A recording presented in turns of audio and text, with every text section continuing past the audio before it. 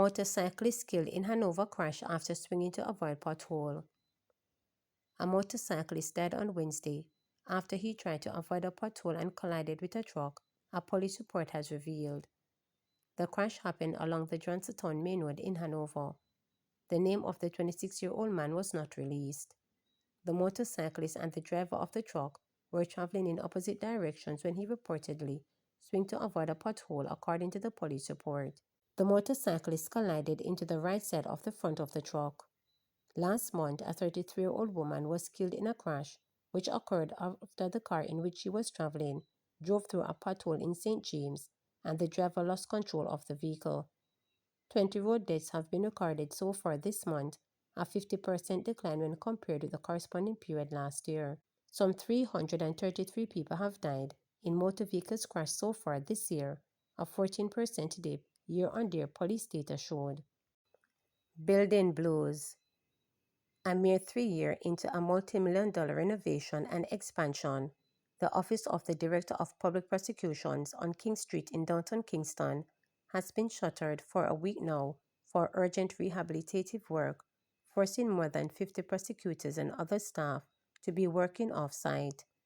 Information reaching reporters is that the government lawyers and other employees staffing the office were last Wednesday given directives to pack crucial items in preparation to vacate the building. The offices were then closed on Friday, and staff were told that their operations would be temporarily relocated. Thursday evening, Justice Minister Delroy Chalk told reporters that a buildup of mold, which was providing toxic lead to the emergency closure. There is some molding problem with the building, and it has to do with maybe the sweating of the central air conditioner unit. It has to be dealt with. There needs to be some opening up in the level so that fresh air can come in, the Justice Minister explained. That is something we are trying to work on over the weekend or two, so that everything be sorted out, so the mold that has been gathered can be cleared, he further stated. The Justice Minister further described the situation as unfortunate. We have just completed a massive work on the building, and enough openings were not put in place for ventilation, and then there was apparently a lot of sweating of the central air conditioning unit, so it created a very toxic atmosphere, he noted. A $626 million contract for renovations and expansion was inked with YP Seaton and Associations Company Limited for the facilities, which have been touted as first class by Chalk. The project was expected to end last 8 months, the scope of which the work included meeting rooms, offices, lobbies, registry, cafeteria, bathrooms, security posts, extended library and conference rooms, and associated services such as electrical, air conditioning, fire services, external work, and landscaping, and a new elevator. In 2022, 2 newly constructed state-of-the-art witness rooms were unveiled under a Memorandum of Understanding between the Justice Ministry and the British High Command's Commission Foreign Commonwealth Development Office.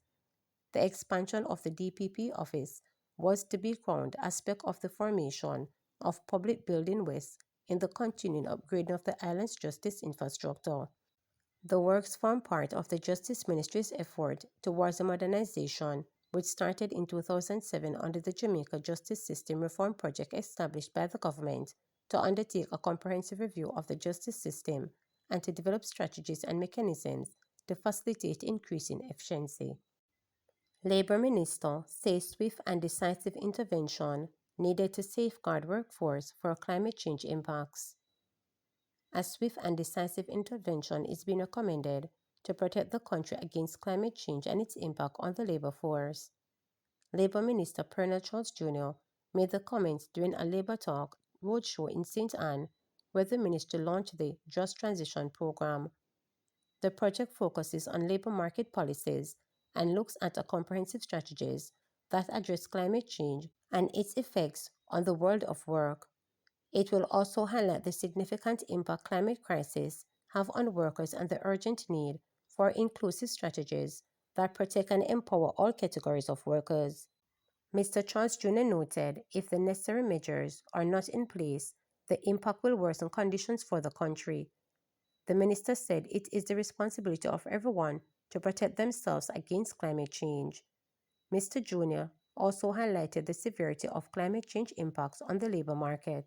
So we need swift and decisive intervention. And why do we need swift and decisive intervention? Because the ball is already rolling down the hill. And these are conversations that we were having way before COP26 in 2021. And it is rolling down at a faster pace every single year. So this is not something that is going linear. It's going down. If we don't stop it, it will continue at a faster pace to degrade and to create worse conditions for us. Who then has the responsibility of preparing the country for it? Who has the responsibility of ensuring that we have a roadmap that allows for us to integrate that climate action, to protect the lives, to protect the workers, to safeguard our natural resources? We all do. It's not just a government project. This project that we launch here today is for every single Jamaican, every student, every parent, every government worker, every minister, whether it is a minister of government or a minister in church. All of us have to be involved and have to understand our role and responsibility in achieving these goals. How does that impact the labor market? When you have floods, you can't go to work. When you have a drought, it impacts the farmers. When you have all of these natural disasters, it impacts your productivity. And that impacts not only the GDP, but it impacts your own family. It impacts your ability to work. And so I need to make it clear in that way so we understand that this is not just some aloof conversation. It's not just a conversation in the cloud. This is something that is going to affect all of us. And so we must take note as a country on this project and on ensuring that this project is a success. Opposition demands details of settlement in Recovery oil spill case.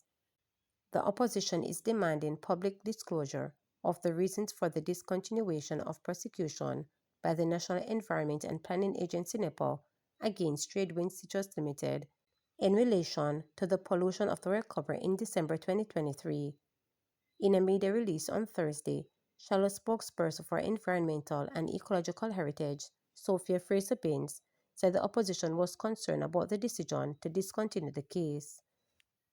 We are deeply concerned that the basis of the decision remains unknown, especially to the residents of the Bagua community who were directly affected by the pollution of the river. We also wish to ascertain whether the citizens whose rights were directly affected were consulted before the agreement with the company was made, stated the opposition. Fraser-Binns argued that transparency and good governance demands for the agreement to share with public, and particularly with the affected residents. The opposition said the outcome of the prosecution and the choke of confidentiality over the agreement made between the company and NEPA raised serious questions about the message of impunity being sent to the persons whose aberrant practices contribute to the destruction of the environment. The decision by NEPA was announced in the St. Catherine Parish Court on Wednesday when its attorney informed the presiding judge that the regulator, the National Resource Conservation Authority, had reached a settlement with the company. However, when Judge Yvette Wentworth Miller requested the agreement for the court scrutiny, the lawyer told her that it was confidential. And we wish to ascertain whether the residents who were impacted by the pollution, whether they were part of the decision-making process or whether they are part of the mediation or the discussion that took place. We also wish to ascertain the terms and the conditions of this confidential agreement that was entered into. The matter of the environment is of national import, and any decision that is taken ought to have the input of the citizens, particularly those who are affected. And to this extent, the opposition is calling on NRC and NEPA to share with the public the reasons behind its decision to withdraw the matter in the court. Remember to subscribe, like, share, and click the notification bell for daily updates.